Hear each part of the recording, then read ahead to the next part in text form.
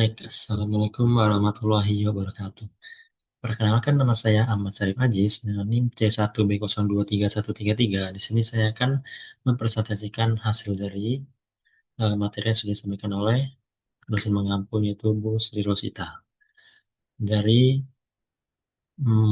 mata kuliah Manajemen SDM Lanjutan dan Perilaku Organisasi. Di sini judulnya itu Perilaku dan Keberagaman dalam Organisasi. Baik, saya mulai. Yang pertama itu ada judul. Jadi saya di sini mengangkat judul strategi HR untuk mengelola perbedaan nilai antar individu.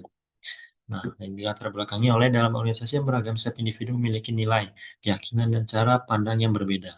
Nah, perbedaan nilai ini dapat menjadi kekuatan organisasi, namun juga berpotensi menimbulkan konflik jika tidak dikelola dengan baik oleh HR.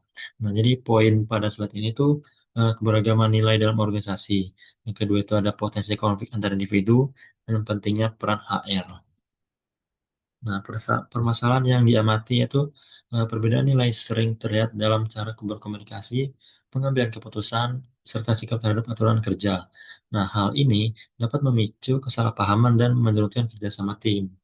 Nah, jadi di sini tuh poinnya tuh perbedaan latar belakang individu yang kita tidak tahu dan tidak bisa diprediksi jika kita belum terlalu dekat, dan gaya kerja dan komunikasi berbeda, dan konflik nilai dalam tim.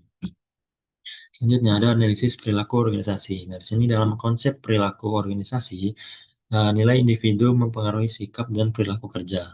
Ketidaksesuaian nilai dapat menimbulkan konflik interpersonal dan menghambat efektivitas kerja jika tidak dikelola dengan secara sistematis. Nah, poinnya itu nilai mempengaruhi perilaku, konflik interpersonal, dan penurunan efektivitas kerja. Selanjutnya ada peran HR. Nah, HR di sini berperan sebagai pengelola sumber daya manusia yang memastikan perbedaan nilai dapat diselaraskan dengan tujuan organisasi melalui kebijakan, komunikasi, dan budaya kerja inklusif. Jadi di sini sangat berperan sekali jika kebijakan-kebijakan yang dibuat tuh bisa membantu dari perbedaan latar belakang tadi, yaitu poinnya itu penyusunan kebijakan SDM, fasilitator komunikasi, dan penjaga budaya organisasi. Jadi budaya itu harus disesuaikan agar dari karyawan itu bisa mengikuti budaya tersebut dan bisa dikenalkan dengan baik. Jadi bisa selaras dengan perusahaan.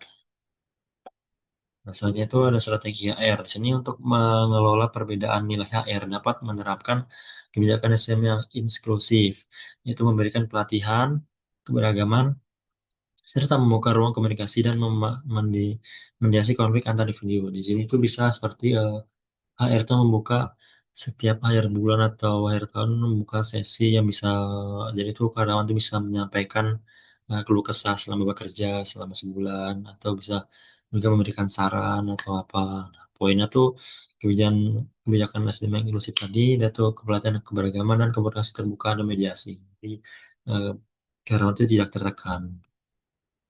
Dampak positifnya tuh dari ini tuh penerapan strategi dan dapat yang tepat dapat meningkatkan kerjasama tim, mengurangi konflik, serta menciptakan lingkungan kerja yang nyaman dan produktif. Poinnya tuh kerjasama meningkat, konflik berkurang, dan lingkungan kerja kondusif. Kesimpulannya, perbedaan nilai antar individu merupakan hal yang tidak terhindarkan dalam organisasi dan pasti ada. Dengan strategi HR yang tepat, perbedaan tersebut dapat dikelola menjadi kekuatan yang mendukung kinerja dan keberhasilan organisasi. Ini seperti itu. Terima kasih. Sekian dari presentasi saya pada hari ini. Wabillahi taufiq walhidayah. Wassalamualaikum warahmatullahi wabarakatuh.